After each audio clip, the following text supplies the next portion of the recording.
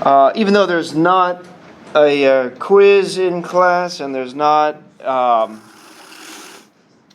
a discussion on the topic, maybe I should have done that. In any case, it's good that you're all here.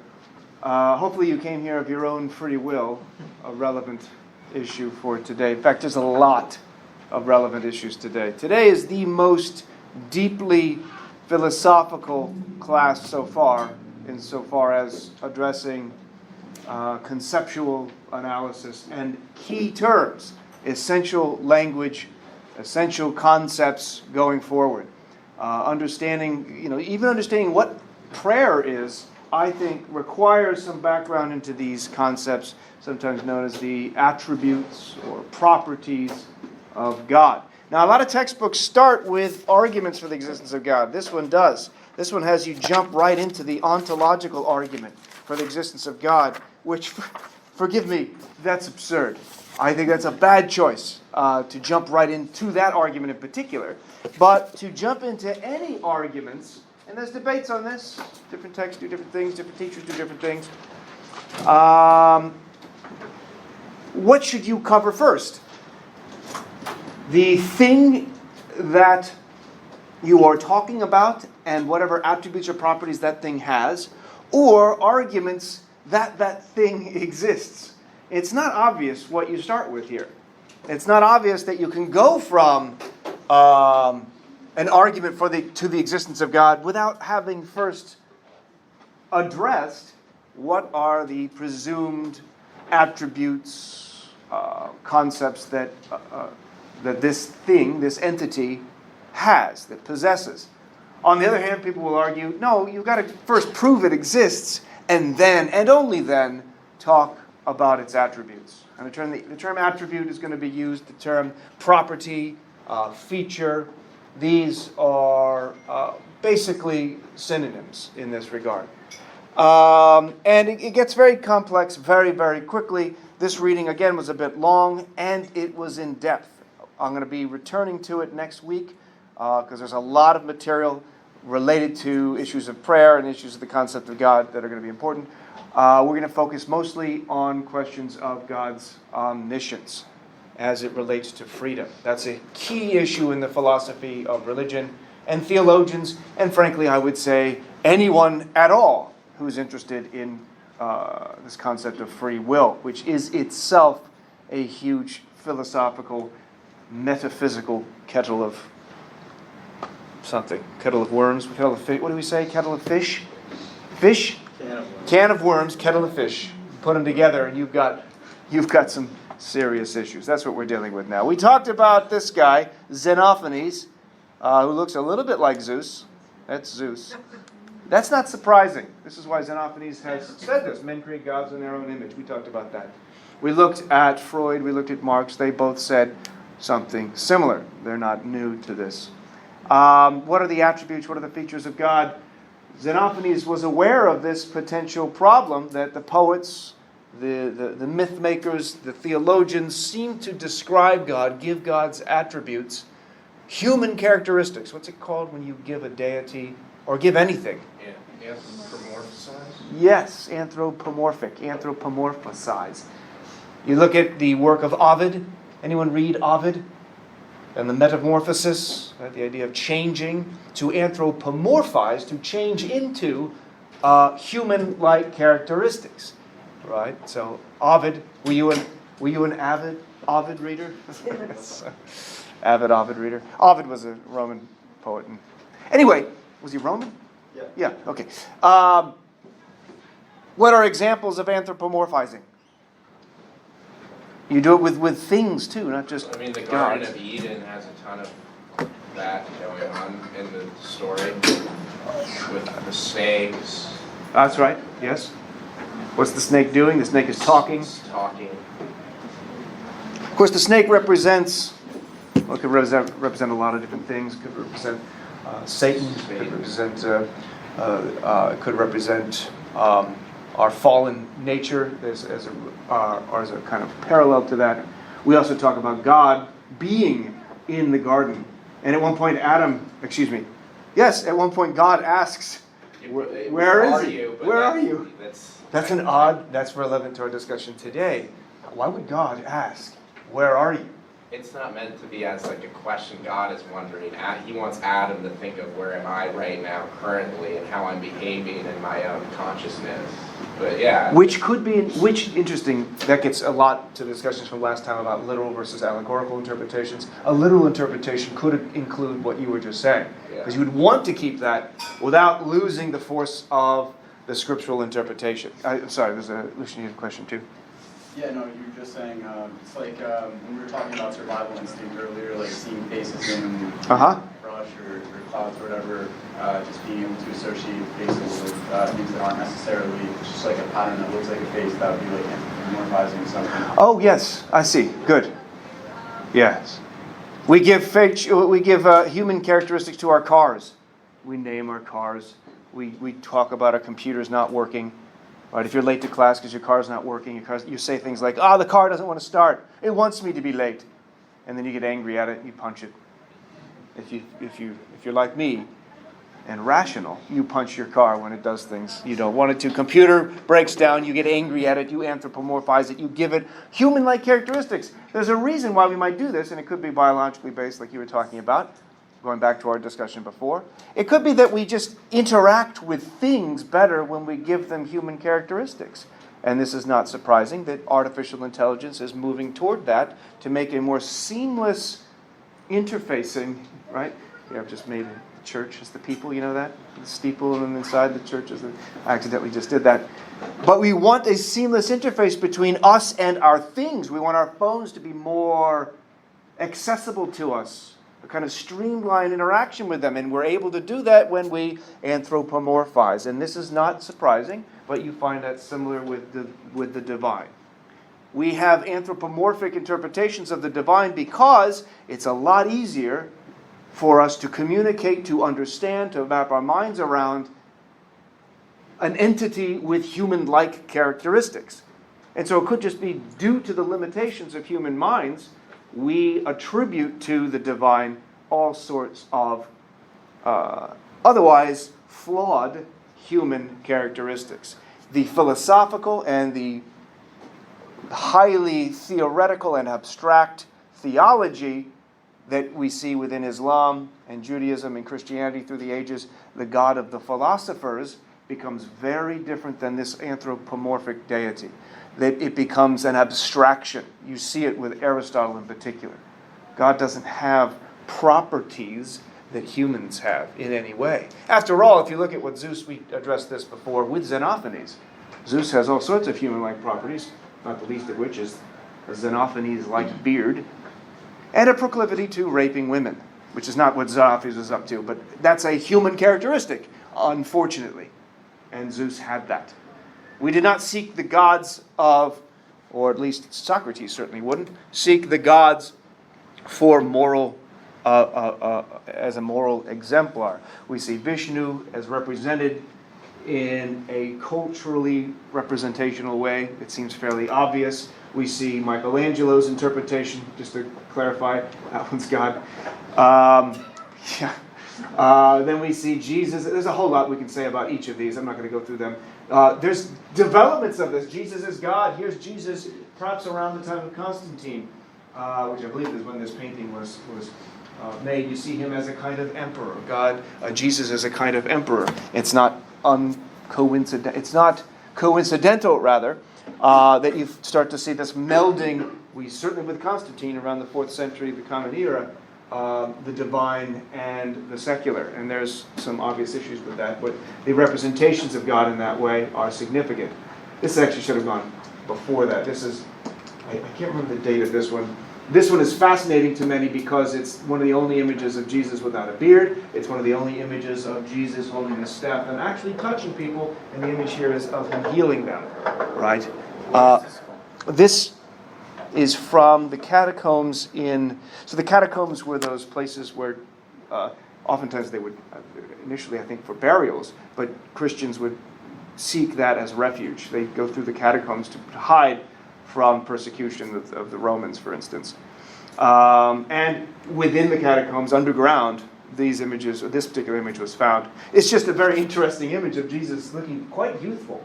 I don't think I've seen anything like this one before. I need to find more. I have more information on it. I just wasn't expecting to talk much about it. So I apologize. I'll look it up for you and send it to you. We see a different variation of Jesus. This you probably haven't seen Jesus looking like this. Red-headed Jesus. This is an image, I think, around, was it in Ireland? I can't remember where it was originally. Again, all this detail. There's so much information on these paintings, showing the different interpretation of what the Godhead, the God figure, or in this case, Jesus as God, appears. And that conception of Jesus as God is going to be relevant for our discussion. Also about the attributes of God. Does it make sense that God became flesh, man? That's a fundamental tenet of Christianity. The image from this, the red hair, I believe it comes from a reference in the scriptures about Jesus or someone being related to Jesus having a ruddy figure. Ruddy meaning red. It's a long history. You find this in North Africa, the image of Jesus as having darker colored skin. Actually, this is probably, if we're going to look at it forensically, if you're going to look at it anthropologically, that's probably the closest image. Or this. The BBC did an episode in which they tried to figure out what most people looked like in the area that Jesus lived at the time that Jesus lived. And this is the image that the BBC came up with. This is a kind of science, using history, using scripture as well, to try to sort of triangulate and figure out, well, what might he have looked like? Is it relevant? Well, it is if you're talking about features and conceptions of God. This is an image of Jesus the man. But of course, if we're Christian, we don't believe that Jesus was just a man, although we do. If you're Christian, you believe Jesus was fully human. That's essential. That'll be relevant in a bit too. But you also believe he's fully divine. And in logic, we call that Paradox. Or a contradiction. Exactly right. It's not quite a paradox, but it is a contradiction. An insider would call it a paradox, an outsider would call it a contradiction. Well, I guess, yes. You could call it, let me see. Often paradoxes have contradictions within them. That's also what makes them paradoxical. So then what is it that we can say philosophically? This is a philosophy class. We want to get at that. What is a philosophical conception of God? I don't want to finish that off. Trying to get medieval. That's a reference to... Pulp Fiction. Yes! Well done. And the reference... Let's just not talk about it. Watch the movie. If you haven't seen Pulp Fiction, you'll watch it and then you'll laugh to yourself a little bit when you remember this scene. First of all, we're dealing with metaphysics here, and I haven't really defined the term metaphysics. The term has changed over time. I think I did talk about it last... We talk about metaphysics at all yet? What's the word metaphysics? I don't think we did. It means basically after the physics. The literal metaphysica means after the physics. Going back to Aristotle. Metaphysics is a text that we have from Aristotle that was his lectures, his lecture notes. That's what makes it somewhat a dry reading, that his students compiled after he had died. These lecture notes came after his lecture notes on the physics. And so one of the meanings of the term metaphysics is after Aristotle's metaphysics. After Aristotle's physics. His physics dealt with, as you might imagine, cause, effect, change, things that you would study in a physics class today in many ways. But metaphysics has a different meaning. It isn't just a text that comes after the physics. It is an extraordinarily broad, he called it a first philosophy. The physicist, for example, presupposes, does not question, does not argue. It is not, as far as I know, a question in physics, what is the ultimate nature of reality? Instead, it is presupposed. Nature is physical. Let's study that. A metaphysical question is, what is the nature of reality? Is it wholly physical? Right? Can we get conscious minds out of something wholly physical? What are minds. Are they physical? Are they immaterial? Are they some other third substance? Do we have souls? What are souls? Do we have a sense of identity, a personal identity that it persists through time? And if so, what is that? That's a metaphysical question. And of course, are we free? Do we have free will? That's a metaphysical question. In many respects, contemporary science presupposes either that we do or we don't. It's not a physics question. It's not a scientific question. Although it's interesting, a lot of scientists have a lot to say about free will, in particular neuroscientists. But it is fundamentally a metaphysical question. It's a more fundamental question. Metaphysics gets at the most fundamental of questions. What is the nature of the universe, and how did the universe come about? And that gets us, of course, to the questions of God or gods, which is itself a deeply metaphysical question. And Aristotle, one of the very first formal, systematic metaphysicians. And by the way, metaphysics you're going to find, it's still true today in a lot of bookstores, in particular the smaller bookstores, to the extent that they have bookstores anymore. There's a section oftentimes called metaphysics, and it's near religion and philosophy, but it's its own section. Do you know what I'm talking about? Mm-hmm. What kind of books do you find in the metaphysics? Astrology. Self-help texts, how to heal with crystals and so forth. For some reason, that term has gotten co-opted by, that's fine, that stuff is fine. It's just not what we're doing here, and it's not philosophy. Aristotle, if anyone can be deemed a philosopher, it is this dude. He is impressive. In fact, he's so impressive, as we'll see next week with Aquinas. He's referred to during the medieval period, where Aquinas wrote, as the philosopher. That's it. And everyone knew who they were talking about. Oh, you're talking about Aristotle. The philosopher. There's thousands of philosophers, but he's the philosopher. That's how influential Aristotle was, and still is. He basically invents. I think you could say that. Insofar as anyone having started logic as a branch of study, this guy did that. He wrote and studied and excelled and was the go-to person in a multitude of disciplines. He wasn't just an expert in philosophy. Philosophy was a very broad concept back then. He was an expert in what we would consider biology today, physics, astronomy, embryology, zoology, ethics, politics, literature, rhetoric. In fact, we have much of you take a class in rhetoric today, you start with Aristotle almost inevitably. Comedy, he wrote on comedy, but we don't have his remaining works. Oh, I wish we had his works on comedy. There's a wonderful book by Umberto Eco called The Name of the Rose, and they made a movie about it with, is it River Phoenix? Anyone seen the movie, The Name of the Rose? Great movie. Book is great. It's a tale of somebody having discovered Aristotle's lost text on laughter, on comedy. It's also a bit of a mystery. Very interesting. In any case, Aristotle, extraordinarily influential and powerful in many, many respects. His metaphysics and his philosophy of what we call religion today gives us a conception of God and how all things seek divine perfection. He sees the spherical heavens as moving toward each other, as moving in a particular way that is divine. He sees God as, in a kind of Hindu perspective, God having many names, but being only one being. Very famous phrase, God is thought thinking itself, which is an interesting thing to say, bless you. May the prime unmoved mover, first cause and uncaused cause, bless you. Thank you for allowing me that transition into Aristotelian blessings. Uncaused cause, unmoved mover. Unmoved is going to be important. We use the term impassible today. God, for Aristotle, is unmovable, immutable. A God, for Aristotle, that's changeable. And change could just be thinking about anything other than perfection.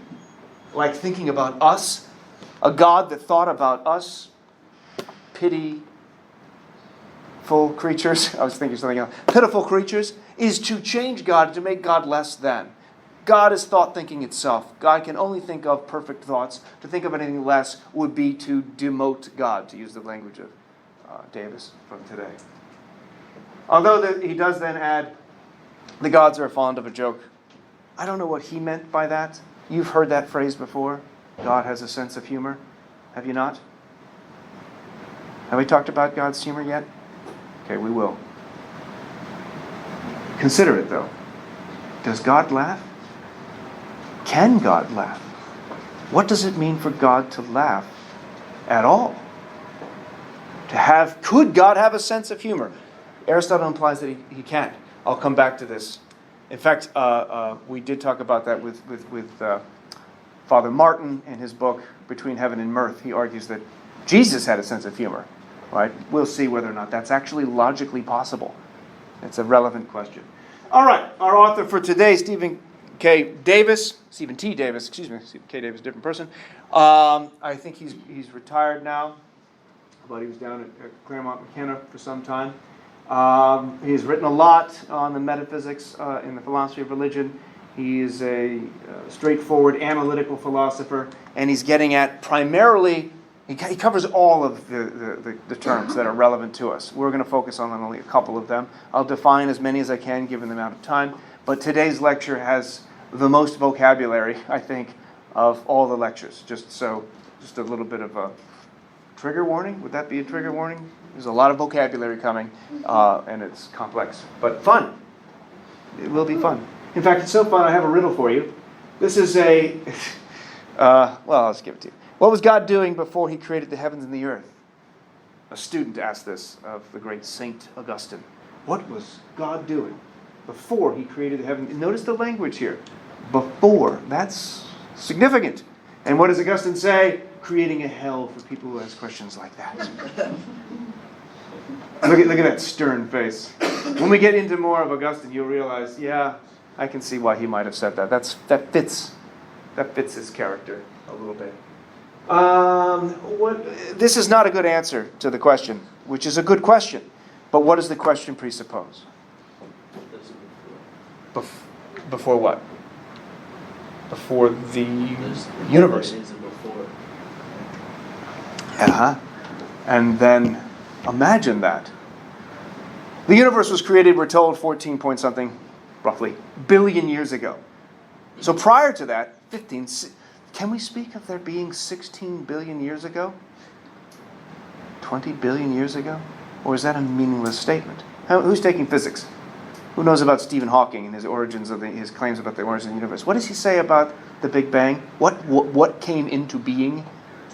Time. Which means before that, we can't. You mean we're not allowed to? Well, it doesn't make sense. It doesn't make sense to speak of time before there was time. It's a weird thought to think there was a time when there was no time. You can't even say that. There was no time before the universe began.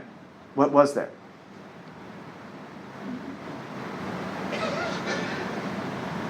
Nothing. There was nothing that includes time and space. Actually, could time exist without stuff? What the hell is time? Augustine actually was asked this as well. And he says something like in his Confessions, I know what time is until somebody asks me. And then he says something like, I have no fucking clue. That's what ultimately in his... he didn't say that. But when somebody asks me, I realize I cannot tell you. There's a joke about time. Time is that which exists so that everything doesn't happen at once. Well, that doesn't really tell us much. The physics of time is a fascinating discussion. The phenomenology of time, how it is that time seems to pass within our own minds, is a phenomenal and interesting question. Why is it that when we're young, time seems to, at once go really, really quickly, and can also seem like we have so much of it at the same time? It's a very, very weird notion. And then the older you get, time seems to be contracting, and there's not enough of it. Why do we not have enough of it? Kids oftentimes talk about being bored. The older you get, the less likelihood you can be bored. And that, I don't want to get to that now. But this conception of time, this conception of temporality is fundamental to our metaphysics and our conception of what God is. And let's get right into it. According to classical theism, this is the conception of God that you see influenced by people like Aristotle, who was not a Christian philosopher, but influences people like St. Augustine, but in particular Anselm, and even more so Aquinas. It's a kind of classical or traditional theistic approach to what God is. And there are a lot of features, a lot of attributes. One of them, which we won't need to talk too much about, is that God is unique. This actually came up in a previous reading, and I had it in the slides. I wanted to talk about it as an introductory to this discussion today, but now I've forgotten where it was. There could only be one God, and the attributes that we apply to this deity make it logically the case. There can't be more than one of them, because for there to be more than one divine being of this sort in the classical view would be to limit one or both of them. And no longer are we talking about a divine being. There would be something that one being could do that the other couldn't. It could be in one place where the other couldn't. There's a number of problems that arise from this, which I may return to when we get to the conception of omnipotence in more detail next week. But God is unique. It's sui generis. It's only a member of this category, to put it into contemporary analytic philosophy. It's a member of a class, and it's the only member. There's no others within it. There's nothing like such a being, right? So it's unique in that respect. Then we get into the obvious ones, perhaps. Omnipotent, omnipotent. What does that mean? What does all-powerful mean? Is it can do anything? Yeah. Anything at all.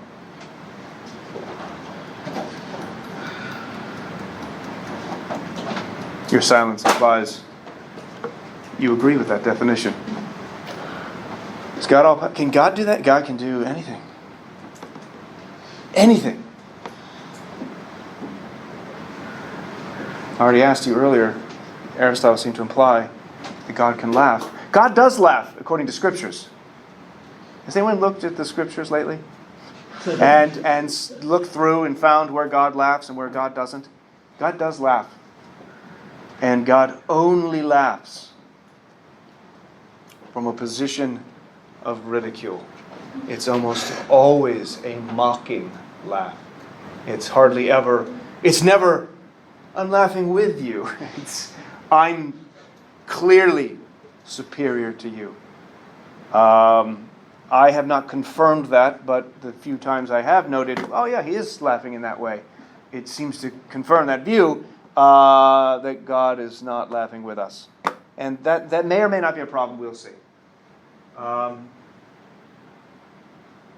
God get a joke? I'm serious about that question. Can God suffer? Can God feel pain? Can God sin? Can God kill himself? Can God, and all these are, believe it or not, I know it's a weird question, that comes up in the history of philosophy of religion. Why would you ask that? It is a limitation to not be able to do these things. Aquinas addresses these questions too. Go ahead.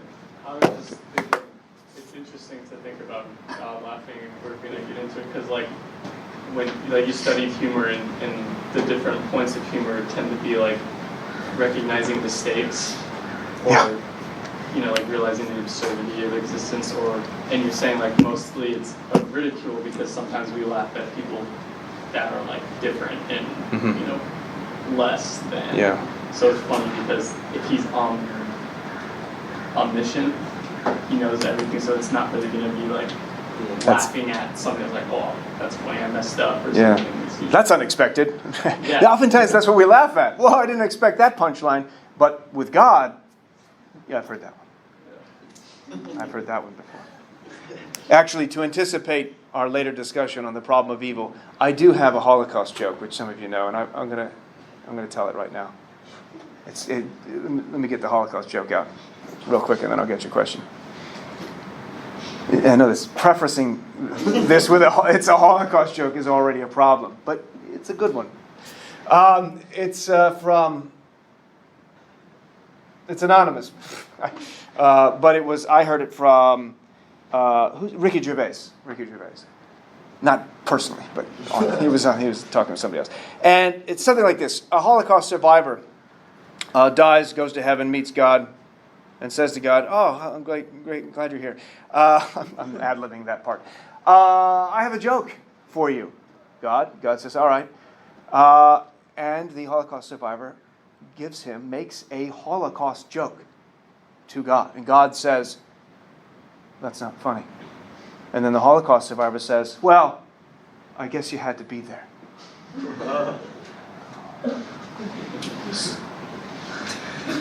Do you see? Now, why does God not get it? I don't. You see, was it wrong to preface that as a Holocaust joke? Because it's a joke about God, and it has to do with. It's deep, though, is it not? And it's pedagogically relevant. I don't think it was offensive. I don't know. Maybe. It wasn't intended to be, but let me get Lucian. You had a question. Theoretically, if God's omnipotent, he has the power to limit himself, right? Ah. So, I mean, if he doesn't get a joke, that could be because he said, maybe I don't want to get some jokes. I don't want to get some. That would be an odd limitation. But you're right, and it's significant when we look at issues of free will, potential conflicts. Could God make our world such that we don't suffer? Yes, but in doing so might, in fact, thereby limit our freedom. And God doesn't want that, we might argue. Therefore, God limits himself or something like that. And that limitation on himself is a power. Right? Question? No? Are you still joking about or laughing about the Holocaust joke? If so, I totally get that. If not, then come back to the class. So omniscient, all-knowing, knows everything. Now we're back to the same question that we had with omnipotence. Everything? Can God, with omnipotence, we'll talk about this next time, but can God create a rock so big, what's the rest of it? That he can't move it, that he can't lift it. If God can create a rock so big that he can't lift it, well, then there's something God can't do, namely lift that rock. If God can't make a rock so big that he can't lift it, well, then there's another instance in which he can't do something, namely make such a rock. Is that a limitation on God? Is that to say that God is not omnipotent? Or is the concept of omnipotence itself incoherent? Same thing with omniscience. God knows everything. Go ahead. Wouldn't it still be within his power, though? Because like I was saying, he's putting that limit on himself. So, if he's saying, I can't lift the rock, technically it's only himself that's preventing him from lifting the rock. So it's not a limitation. Yeah. It's a self-imposed. It's still within his power. It's just that he's choosing not to. That's the key. And that's going to be relevant with Davis's argument today. But with respect to us, what does it mean for us to be free? That we have the power to do this or that. The fact that we choose one thing over another, and God knows, or knew, we'll see, what we would choose, that doesn't take away our power to have chosen something else. Yet we just happen to choose that thing. God's not limited there by virtue of choosing not to create a rock so big he can't lift it, or something like that. That's one approach. Another is to say, it's just logically impossible to create a rock so big you can't lift it. And God can't do the logically impossible. Because nobody can. Nothing can. It's absurd and silly. And so it's not a limitation of God to say, God can't do the logically impossible. God can't make 2 + 2 = 5. That comes up at the end of this reading. In fact, that's not a limitation on God to say that God can't do the logically impossible. It's not a limitation on God to say that God doesn't know our future. Says one group of folks. What are they called? They have a different... Open theists will argue the future is open. And even God does not know what we're going to do. That's going to be needed for their conception of freedom, as you'll see. Jacob, do you have another question? No. All right, so omniscient, we're going to come back to that. Omnibenevolent, that's too big to cover today. Perfectly good, I don't know what that means.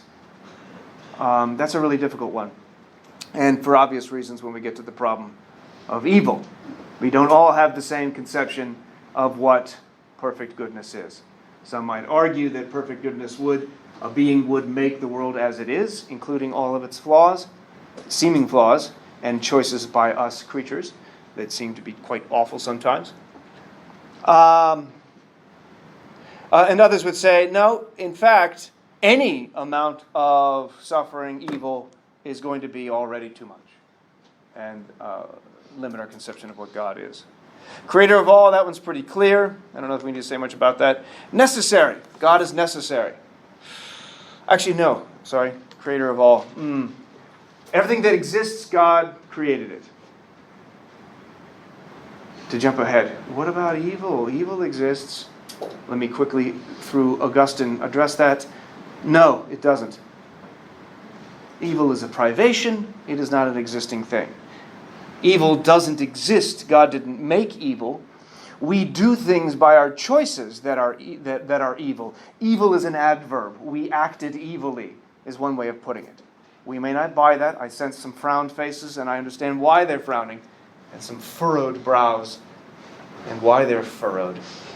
We'll get back to that with the problem of evil. Just note that there are responses to that. So, how should somebody approach these kind of questions if at the starting point, I don't know, just the idea of God doesn't really seem like a live hypothesis? I see. Very good. Them? Like, I just it's hard I know. for me to, like, I mean, it's like interesting, sort of, like, no, but Yeah. and I'm sure there is a way to,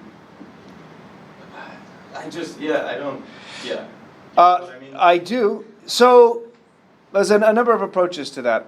And it could be going back to Diller's conception of looking at other faiths at the purely conceptual level. And we can do this, we may not believe in the tenets of deontology or something like this. It's a weak analogy, but I still want to know, I'll show why it's weak in a moment. I still want to know what Kant thinks about ethics. And I want to know what alternative hypotheses are that I don't agree with, but for me to not agree with them, I need to have the conceptual repertoire, conceptual ammunition, understanding to say why I either agree or don't agree that such a being exists. So it's sort of like approaching it sort of from an anthropological perspective, like just like what, like. Oh, yes. Or just philosophical. You don't even have to go outside of philosophy. I want to know what this culture, who I don't agree with anything about what they do, but I'm certainly curious as to why they have the beliefs that they do. Yeah. And to get to those beliefs, I need to understand some of the conceptual framework that's building their culture and so forth. So anthropologically, philosophically, I think it's useful. And as it turns out, we're going to be getting into philosophy of mind, philosophy of language. I've already mentioned metaphysics. Yeah. So in all those tertiary reasons or extra reasons, we might find interest even if we don't believe in such an entity. So in the context of classical theism, what does omnipotence and omniscience mean? Because you mentioned before that some people said that God not being able to know the future doesn't contradict omnipotence or omniscience, but that seems to logically contradict Yes, omniscience. that will require some work. We'll look at open theism in a bit, and then the middle position, neoclassical theism, which is Davis's preferred option. But in classical theism, that's not something that they would believe. Classical theists would say God is all-knowing. That means for most classical theists, God knows the future, knows everything. And one of the reasons for that, for the classical theist, is God is outside of time and space. So it's not a matter of, hey, does God know the future? As if the future, our future, what we'll do tomorrow, hasn't happened yet. For us, it hasn't. But for God, who is outside of time and space, so to speak, you can think of the space-time continuum. This is where we are, and God is outside of it. And this is our timeline going that direction. We're right here. This hasn't happened yet. We're ignorant of this. But God sees everything as we see it now in this present.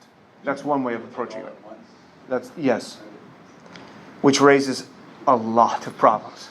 Right? So many times you're going to find in addressing this concept, we have to manipulate it a little bit to make sense for this theological idea, philosophical idea, moral idea, but then it creates these other issues, which is a common problem in any field when you're trying to tweak a given theory. Go ahead. If God is the creator of all, then did he create himself? No. So everything but God. You're right, I should have said that. Or no, David should have said that. God created everything except God's self. God is not dependent on anyone or anything other than God's self. But that doesn't mean that God caused God's self to be, because then God would have to be both cause and effect at the same time. And that can't be. There was never a time in which God was not, so the question of what brought God into existence is no longer relevant. So when the kid asks you, what brought in the Big Bang, God? What made God? You say to that child, that's a stupid question, child. That's the kind of question that sends you to hell. Sorry. If I can borrow from Augustine, God has never not been. And so what brought God into existence becomes a meaningless question. But it's not really a meaningless question, because it's problematic when we look at other arguments. Like not next week, after the first test, we'll be looking at the cosmological argument, a couple of versions of that around the 19th of March. So that is a relevant question. So God created everything except himself. Nothing caused God. Nothing created God. Necessary. Actually, that's necessary that I mentioned this. That's connected to what you were just asking. What do we mean by contingent versus necessary? Contingent depends on something, whereas necessary is inevitably there. Yes, ultimately. So all of you, your existence, are not necessary. None of you. You're contingent, your existence is dependent upon something other than yourself. So that gets us to the questions you were asking a moment ago. There was a time in which I was not. There was a time in which you were not. But you are now, and there will be a time again in which you are not, which makes you a contingent rather than a necessary being. A necessary being is one that exists in all possible worlds. There's never a time in which God was not. Yeah. So would that make like Christian God necessary, but Jesus contingent? Very good question. One quick response to that is, that's a mystery. In a philosophy class, that's not going to satisfy us. If God, and I mentioned this incarnation of God into Jesus as God too, this gets you into the Trinity, and gets you into the worries of tritheism, which is a heresy. Tritheism is the belief in three gods. That's not monotheism. That's tritheism. And some tried to say early on, to believe in God the Father, God the Holy Spirit, God the Son, Jesus, is three separate gods. Then they have a whole council to show, no, it's not three separate gods. The Nicene Creed shows us, I think it's the Nicene Creed, a couple of other councils that bishops actually come together and try to figure out what actually are the beliefs of Christians. There's a lot of debate about this. And you get into this question of homoousios versus homoiousios, where you get one iota, one letter wrong, you could be deemed heretical. If you say that the three, now how do I put it? God is one with three persons. Those three persons are manifestations of the same being. That's one way of putting it. And there have always been co-eternal. How that's described and explained, that gets into something called Christology, which is the study of Christ, and gets into the mysteries of these three-part relationship. It's extremely complex, and there's so much written about it. Augustine will eventually, he writes about it, thinks about it, and admits this is a mystery. Aquinas will say the same thing. This is something to be taken on as faith, and natural reason is insufficient to get us to understanding it. But it is a great question. If God is necessary, there was never a time in which God was not, but Jesus was born, that means there was a time in which Jesus was not. Jesus was born roughly in the 3rd or 4th year BC. That's a little joke there. Was BC mean? Before Christ. That's right. He was born before Christ. Like 3 to 4 years, according to Roman historians. So he's born before he was born. That's a little paradox. Or contradiction. Necessary, contingent. We are contingent, and it may be, this language will become relevant when we get to Aquinas and the cosmological argument, the first cause argument. It may be that everything is contingent. Right? Everything except God. Because if the universe started, as cosmologists believe, at some point, it had to have had a cause. If the universe itself is contingent, which means there was a time in which the universe, everything, was not, then there must have been a time in which there was absolutely nothing. Another principle that Aquinas will borrow from Aristotle is you can't get something from nothing. Therefore, there would still always be nothing if everything was merely contingent. It must be then, because there is something, we exist, the earth is here, and so forth, that there is a necessary being. And that necessary being is God. How that argument will pan out will require some work later on. Timeless, eternal, here's where you're going to find disagreements. A timeless being is that which is outside. Eternal is different than infinite. These terms are oftentimes conflated. If God is an infinite being, that can be interpreted as never-ending, but within space and time. Right? You can think of, the number series as infinite, but it's unclear that the number series is outside space and time, although there's a different way of interpreting that. God's conception, the conception of God with respect to time for the classical theistic view, is that God is outside of it. From Aquinas, eternal means outside of time, not within it, and infinite. So timeless or eternal. There's some alternatives to this. You connect that with Aristotle's conception. I should say, too, not physical. Do I have that here? That's kind of implied in all 4 of these. These last ones are complex and controversial. Immutable means not changing. And from the classical viewpoint, God is strongly immutable. This goes back to the influence of Aristotle. Any change in a divine being implies a limitation. A corollary or a feature that follows from these is God is not physical. Which again takes us back to your earlier question. Hey, what about Jesus? If Jesus is fully divine, but also fully human, that means God seems to be, at least at one point in time, for 34 years roughly, God was contingent, God was in time, God was changeable and passable, because didn't Jesus get angry? That's a change. And made up of parts. Anytime any physical thing is composite, made up of parts, and thereby subject to change, thereby subject to diminution, thereby subject to weakness, and therefore clearly imperfect. So we can add to this incorporeal, non-physical. Except for Jesus for about 34 years. There you get into those issues. Yeah. For 33 years. Isn't it 2 and 10, aren't those kind of paradoxical? You say God can't be physical, but he's also all-powerful. That's kind of a limitation, right? God is not physical and all-powerful. But you said he can't be physical. If God is physical, that means would be in space and time, and thereby be subject to the whims of change within space and time. Physical, that means he can't be in space and time, and that's a limitation. Is that a limitation? I mean, What kind of laugh would it be if you didn't have a larynx? To go back to our, not a trivial point, whether God can laugh. I guess you can find something amusing. Amusement, humor doesn't require laughter. The other day, I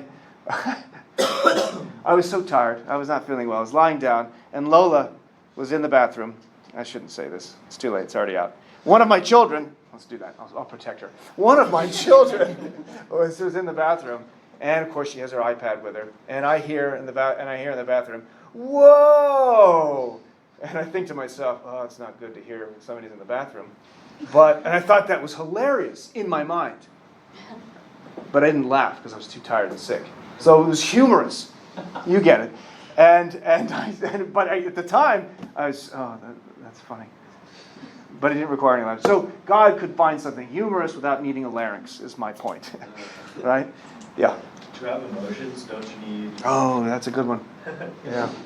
Because they're not affected in any way. Do you see what reading do we have coming up that this might be relevant to?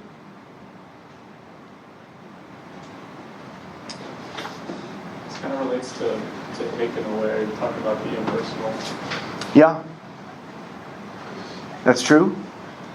But God is a person, something we want to relate with and have a loving relate. Can you love someone that is impassible, strongly immutable, and more to the point, can they return that love? Is it a relationship at all possible on the classical theist interpretation?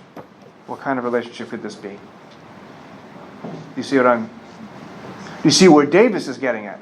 He's gonna find conflict with these last four, and some issues with omniscience, right? So those are the basic and metaphysically simple. Again, that's not constructed of parts, not composite. That's a complex issue which we're going to get to later on. There are ways of looking at God being comprised of parts in a metaphorical way, almost in a Platonic way of us having parts to our souls, so to speak, the tripart theory of the soul. Yeah. Can you clear up what Jesus is? I'm going to say no. Okay. Well, if one is a Christian, Jesus is God. Okay. Now, there are Unitarian churches who are Christians who don't accept the Trinity, don't accept that notion. Now, of course, from a conservative Christian standpoint, Unitarianism, that's not Christianity. For many, the essence of Christianity is this conception that Jesus is God, and that's the whole point of God becoming human to suffer and for our sins, atone for our sins. In order to do that, the suffering has to be real. If it's all God, then the cross means nothing. You can't crucify God. You can't harm God in that way. So we have to make Jesus fully human. But if Jesus is fully human, then it's not a divine being anymore, and you're not Christianity anymore. It's just a dude who is incredibly influential and moral and so on, but not divine. So you kind of have to bite some bullets there. And the metaphysics of Jesus is hard to make sense of theologically, philosophically, and logically. And so for many, as I said with Aquinas, it's a matter of faith. Natural reason isn't sufficient to explain it to us. Go ahead. All right. So that's a lot. Those are 10 very complex ideas. Neoclassical theism, easy. We can go through those. They're all the same. Until we get to, and we'll see why his arguments are the way that they are, until we get to this. And he has theological reasons for saying this, philosophical reasons for saying this, and scriptural reasons for saying this. I have a question. So he says that therefore, since I reject both CT and OT, I accept NCT almost by default. Yeah, he does say that. So I don't remember where though. On page 401. Yep. Neoclassical theism. So is this logical? Like, let's say, there isn't three possible. Like, there could be other possibilities. Good question. Is this a false trilemma? Yes. Which is to say, hey, Davis, you are setting up three options and then showing how there are problems with two, leaving only one rational option by default. Whereas you're asking, wait a minute, what's a fourth option? Well, there are potentially hundreds, I don't know the math of how to figure out all the permutations of 10 different features. You can amend them in different ways. I think what he's saying is, for him, there are three legitimate options. Okay. I think that's a great question, nevertheless. And I think he would say for most, in this case, Christians, although you find similar philosophical arguments within Islam and Judaism, as it turns out. In fact, any faith that deals with monotheistic understanding is going to have, I think this is Davis's point, similar conceptual difficulties. So, what would be a fourth, just by curiosity, that you might add? I mean, he might lack one of the, like, he might be not the creator of all Yes, you could be Manichaean, where there are two gods, two forces, and they're constantly battling. And we don't know. We don't know which is going to win. And Augustine, who I mentioned earlier, was very much influenced by the Manichaeans. Mani, this Persian prophet, which had an explanation for evil. Why is there suffering and evil in the world? Because of the evil spirits, which are equally powerful as the good spirits. And you see a version of this in Zoroastrianism as well, another Persian religion. You might think, as many Reformed Jews do, after the Holocaust. They don't call it the Holocaust, they call it the Shoah, desolation. Holocaust means literally burnt offering in Hebrew. And they don't see the Holocaust as as a sacrifice. That's not what it was interpreted as. They see it as desolation, as a horror, genocide. And many Reformed Jews after World War II argue that we can't keep all of these at once. They're inconsistent. They chose, at least this particular group that I spoke with, they got rid of omnipotence. God knows everything. God is all good, which means God knows the suffering that, in this case, the Jews were going through. God actually suffered with them, wanted to alleviate that suffering, being omnibenevolent, but is not all powerful. And so you have many different interpretations. That, for Davis, is to say you're no longer worshiping God. To remove omnipotence is to say it's something else. It's no longer a divine being. Isn't Christianity not monotheist, but more kind of dualist? Because they have the idea of Satan, and Satan is this being who... Mm-hmm. Fallen angel, though. So not a god. If Satan were equally powerful as God, that would be kind of Manichaeanism. That would be so there's tritheism, dualism. That's right. You could be a dualist with respect to mind and body. And in the context you're talking about, a dualist with respect to two different gods, equally powerful. But within Christianity, that's typically not the case. I don't know of anyone who sees it that way. Satan is certainly a powerful figure, influential figure, but God is always... When God and Satan do that bet, I think we talked about that with Job last time, or sometime. Reading that Satan's going to lose this bet. God's omniscient. Satan is not. Satan is a fallen angel, so there's a weakness to him. Well, yeah, also, I think the early translation of what Satan meant at that time is just adversary. Yes, correct. When I mentioned the snake or something like that. This is not... The development of the concept of Satan actually doesn't come about until the influence of Zoroastrianism, which many Jews and Christians who are more fundamentalists don't like to hear that. This is true of every religion, The Hindu faith wants to say, the fundamentalist view is that this is our faith, it grew in a vacuum, no one influenced it, it's wholly ours. No, of course, there were Aryan tribes and so forth from which that comes. The Mesopotamian, Assyrian, Babylonian creation stories influenced the Judeo-Christian Islamic traditions. There is no tradition that is not influenced by others. We may be ignorant of the previous traditions, but they're there. We just haven't found them yet. Yeah. Who was Love and Strife? Was that the philosopher? Yeah. Was that Heraclitus? Yes, but Empedocles. I'd have to look that up. Heraclitus uses that language as well. But why? Well, that seems similar to... constant struggle, Yeah. constant battle. Within Christianity, Judaism, Islam, God's going to win eventually. With Manichaeanism and Heraclitus and Empedocles strife, and it's not obvious. We play a significant role in whether or not good lightness overcomes darkness, for example. Is omnipresence implied within omniscience? Good. That's another one. There's so many. Ubiquitous is another term that's sometimes used to add to your vocabulary. Omnipresent. Everywhere, all at once. Well, if God is physical, corporeal, bodily, temporal also, that poses some potential contradictions. If God is atemporal, outside of time, then God being everywhere at once, immanent, so to speak, seems logically possible. But if God is physical, Jesus, we don't hear in the stories that Jesus can be more places than at one time. although he performed miracles. Nowhere do we learn that Jesus was there and there at the same time. There seems to be logical contradiction. Isn't Jesus just like an aspect of God, though? Like, can't he be more than Jesus? He's also God's Father. Right. There you get into, if I may add, even more, which I will come back to. Oops. Transcendent and immanent.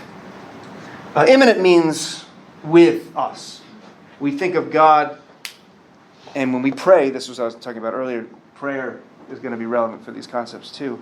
When people pray when they're sick, and one is very religious, one might feel, if you want the Holy Spirit, to use one of the Trinity there.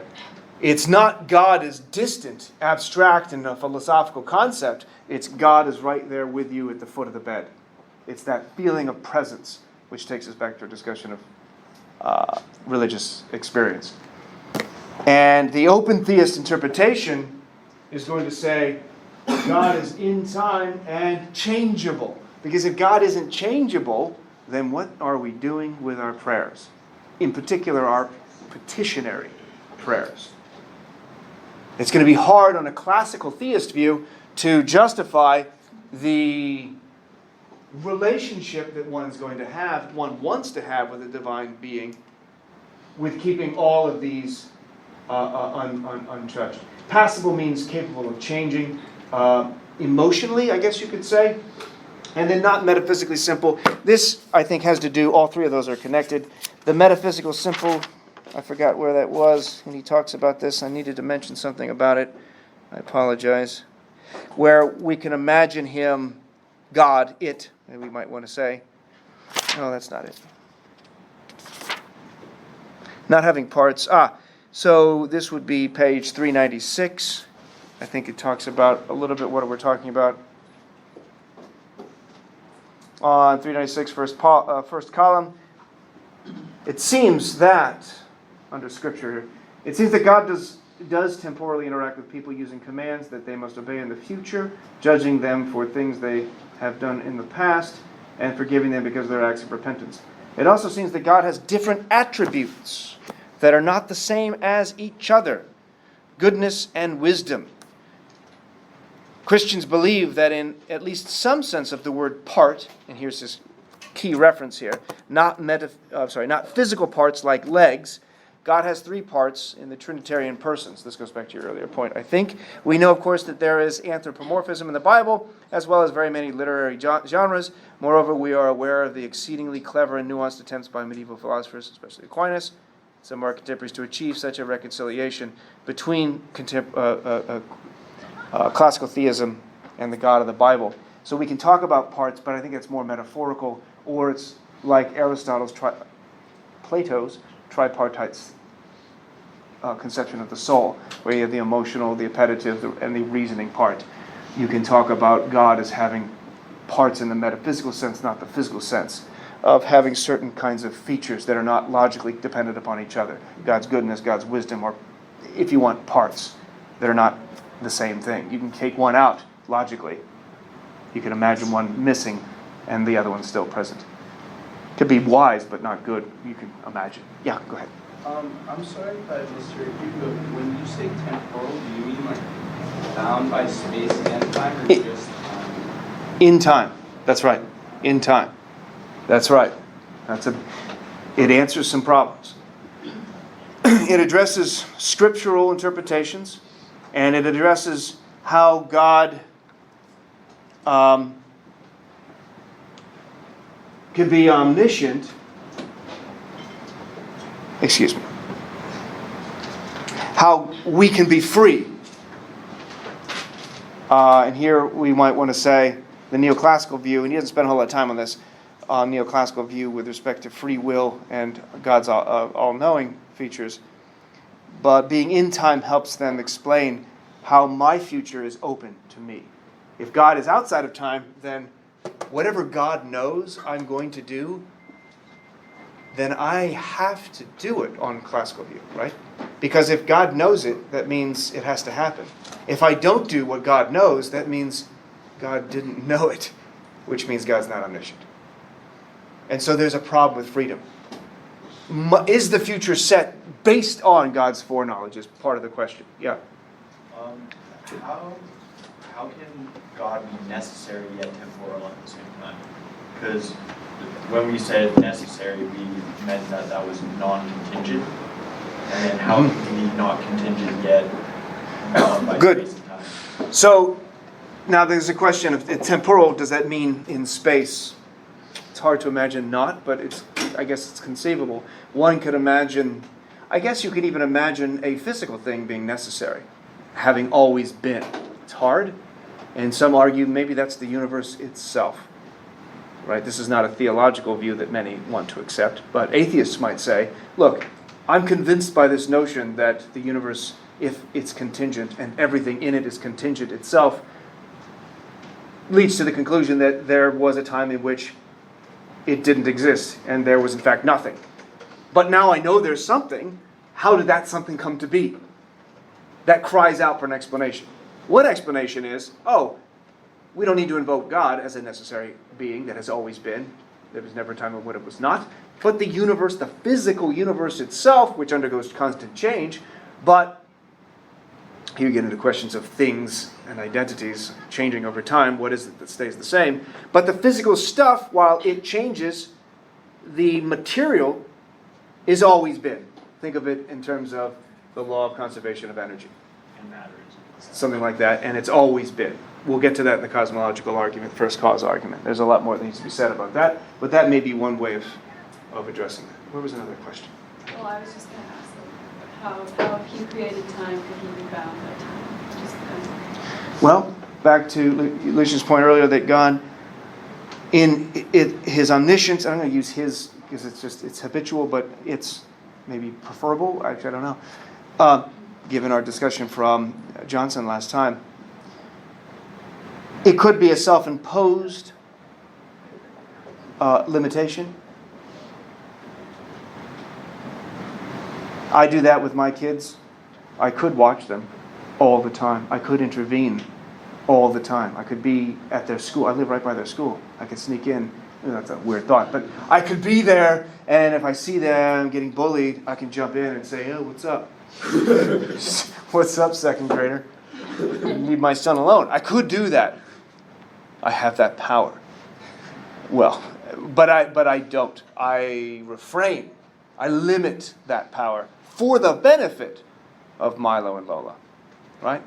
That's an analogy only, and I'll come back to that too, because in the problem of evil, the problem of horrendous suffering or what have you, the parent analogy is oftentimes the one that's used to try to explain why God allowed suffering. And these are all interconnected. To get to so many of the issues going forward in the semester, these concepts will continually return to. So it's essential that we get a sense of what they mean. So weakly immutable, that means God can change, but God's ultimate character doesn't, ultimate nature doesn't. I can change. I can be in a bad mood. Let's say my character is such that I'm a good person, but I might have a bad day. I might change, I might react in a particular way to somebody. That's showing a mutability. But my essence, if you think, is really my full character hasn't changed. We can imagine God being affected in some way. In fact, if you look at scriptures, if we read literally, God does change. God gets angry. God is jealous. God is merciful. God responds with surprise. That's the kinds of changes. But on the neoclassical view, those changes are not of God's fundamental character. They are, if this makes sense, accidental changes, as opposed to essential changes. God has essential features or characteristics, such that if you change them, that's not God. Just as you have essential features, that if you got rid of them, you're no longer you. Your hair color is probably an accidental feature, right? No, but you would be a different person every day, because you changed your hair today. I shaved my head since last time, didn't I? Oh no, it was this way last time. So the time before. Am I a different person? Well, Lola prefers me with shaved head, so she thinks so. She didn't like me with the hair going out.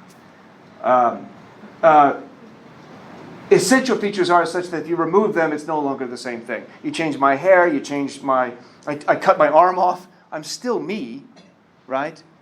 That's what we might call an accidental property. And that's from medieval scholarship. It's a weird word, accidental as opposed to essential. Essential means to remove that, you've removed the thing itself. So I'm going to return to those. But notice with open theism, here's one of the first differences. And again, Davis is going to find problems with this view too. He has problems with classical theism and with open theism, and he seeks a kind of middle ground, neoclassical theism. So God is unique, omnipotent, omniscient, but with the open theist, omniscient has a different sense than we might traditionally think of. God is omniscient, but omniscience does not include the logically impossible. Just as omnipotence, when we'll get to this next week, doesn't include the logically impossible. God can do anything logically possible. God can know anything that is knowable. How about that? The future is unknowable as such. So God not knowing the future isn't a limitation, the open theist will say.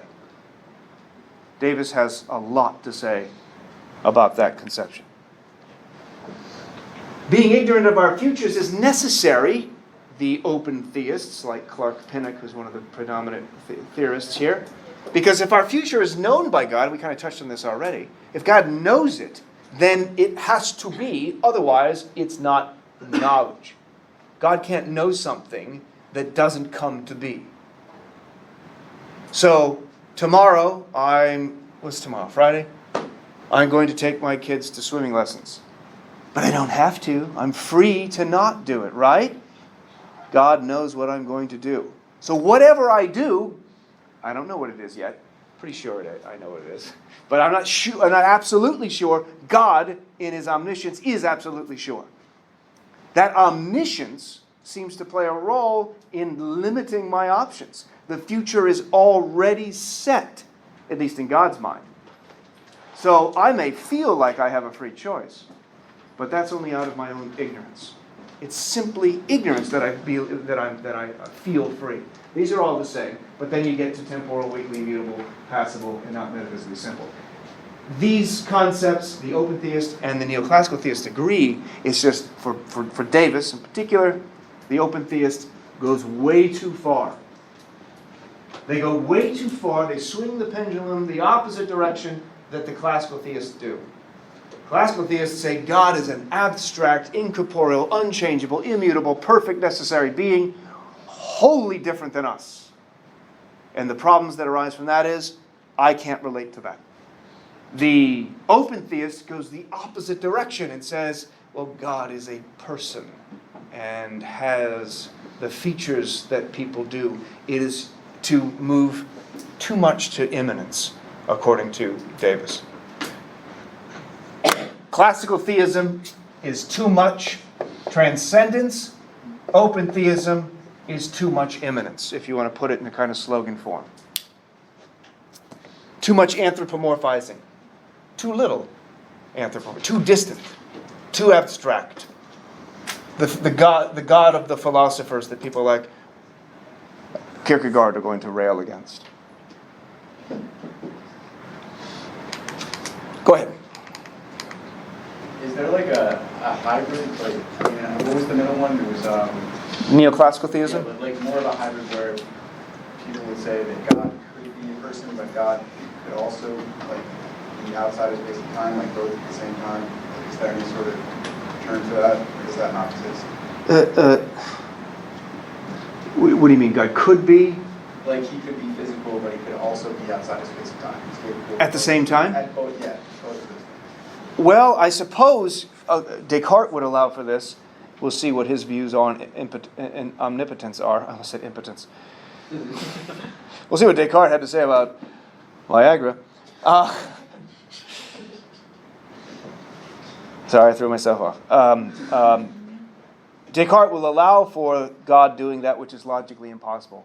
For Descartes, the concept of omnipotence means can do anything. And anything includes that which is logically impossible. For Aquinas, No, you can't do the logically impossible. If I'm Descartes, God can do the logically impossible. That means God can be corporeal and incorporeal at the same time. God can make 2 + 2 = 5. God can engage in contradictions and make both of the contradictories true at the same time. That's not a view that most classical theists accept. And it poses problems, at least going back to Aristotle, where we violate the law of non-contradiction. Philosophers despise that. It sends them into delirium tremens. You get that when you stop drinking, if you've had too much to drink or something like that. Anyway, I don't know what else to call that. I think, again... There's no term for that, it's just an opinion that... Well, I guess that is a Christian view. It's logically possible that God is both corporeal and incorporeal. And presumably at the same time, because as Jesus is fully divine, God the Father, right? Jesus is talking to God, "Why have you forsaken me?" Which is an odd thing to say to oneself. Thereby, we get to the problem, is Jesus speaking to himself?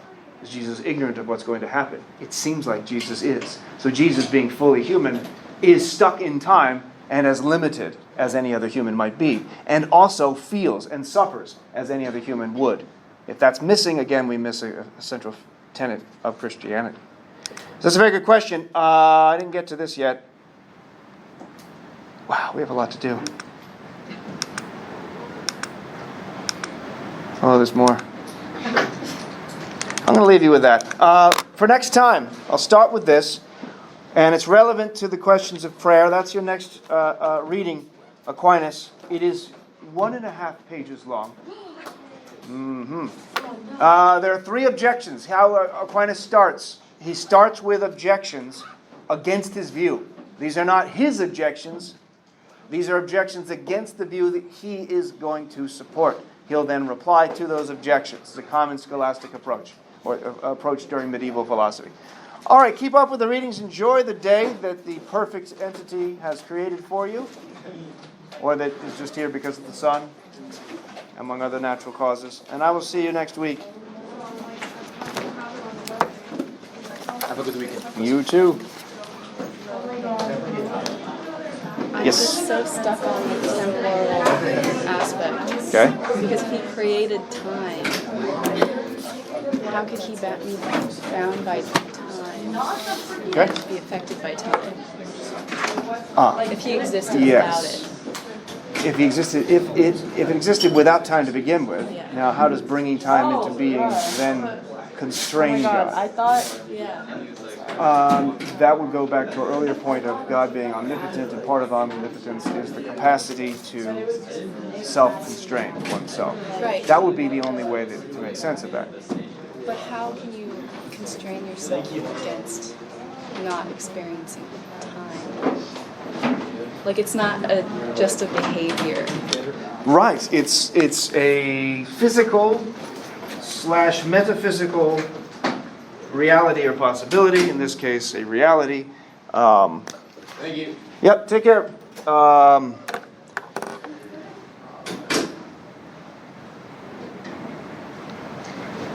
I'm trying to think of something that humans make, and of course this is only and always going to be an analogy, that we then have constrained ourselves in so having done. We create cell phones, and in doing so, we constrain ourselves. We place ourselves in a way that is potentially limiting.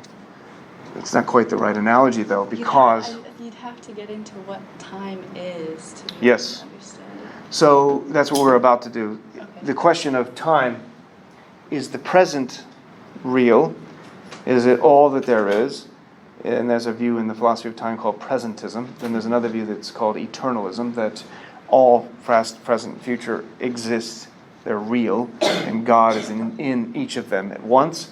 Or the future is not yet. It doesn't exist. It's unreal in a way unlike the past. The past happened. We can talk about it and make claims about it, but it's no longer real, you see. Mm-hmm. It's only the present that's real. And if God is in time, God is in the present. There's nothing, it would all be interconnected in this way. And being in time, then all there being in the present, the future is a non-existent thing. And so God couldn't know about that which isn't. Right. But if Davis you, doesn't like that view. if you do that, wouldn't God then not be necessary? God still exists. Yeah. Necessary means not contingent upon anything else. But existing outside of time? God would not be dependent upon time, or whether God is eternal or temporal, we can still speak of it as being a necessary being. Okay. At least it's conceivable to do so. Whether or not argumentatively, logically, it's a good idea, or it makes avoids contradictions, that's a separate issue. I think your concern is there seem to be inherent contradictions. Yeah. With the conception of time, God's temporality, God's necessity, among other of the features, which is, of course, the problem with these features. Right. The fact that they may be inconsistent. Yeah. And you're raising a very good question. Hopefully I'll have more information on time and free will to help make sense of this next class. There's more stuff that he talks about that we didn't get to yet, so we'll see if it clears up. I am reading A Brief History of Time right now. Oh, coincidentally, huh? It's quite philosophical, even for somebody who says he doesn't like philosophers. Is Yeah. that your phone? Yeah? You got a smartphone. No, I did not. Oh, it's still a dumb phone. It's extraordinarily ignorant. Ah, Thank you. Yes, indeed. Have a good one. I like the hair. Yeah. So this is my all-time favorite dessert to make and eat. Oh, man.